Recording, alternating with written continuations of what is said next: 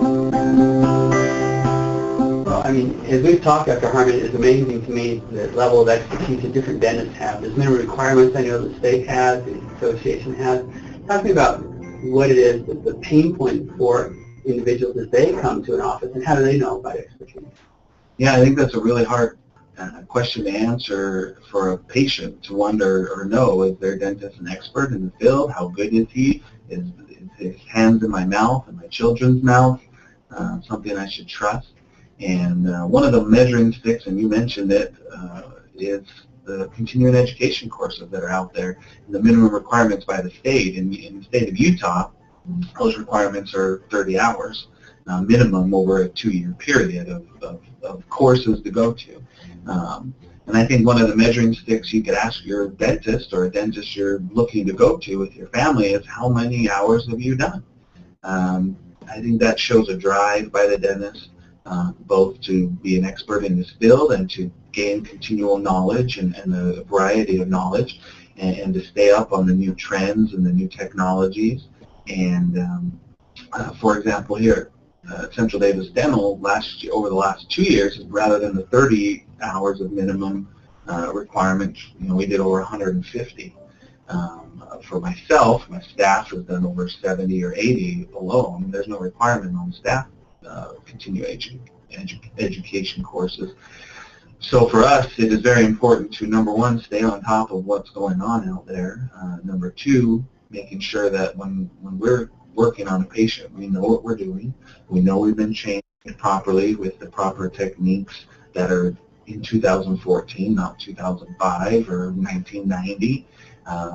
Because as we know, every year something gets better, something is improved. And so I think that's a good measuring stick to ask your dentist, how many CE hours, continuing education hours, have you had over the last year or two? Great. So what does that mean to the patient?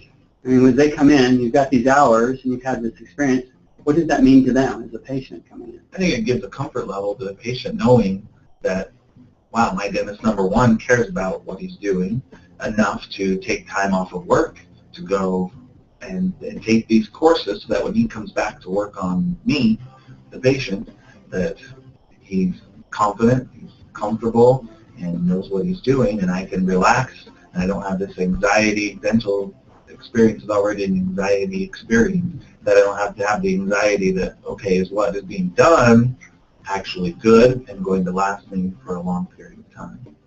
There's another thing that happens from time to time. A dentist will get in a situation that is challenging. I mean, every case isn't always the same. And sometimes because they're challenging, you're kind of up against a roadblock, if you will. I mean, I've got auto mechanics that get stuck and they call on other people. How does a dentist deal with difficult, challenging situations?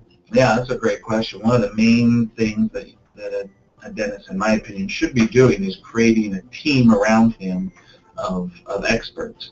And that includes not people just in his office, but specialists in the area, other general dentists in the area who have specialties in ways that we can communicate. For example, I'm a part of some study groups in the area, which we meet on a monthly or bi-monthly basis to discuss difficult cases and discuss, hey, what would you do in this case, with surgeons and periodontists and orthodontists in the area, where we can discuss and bounce ideas off of each other.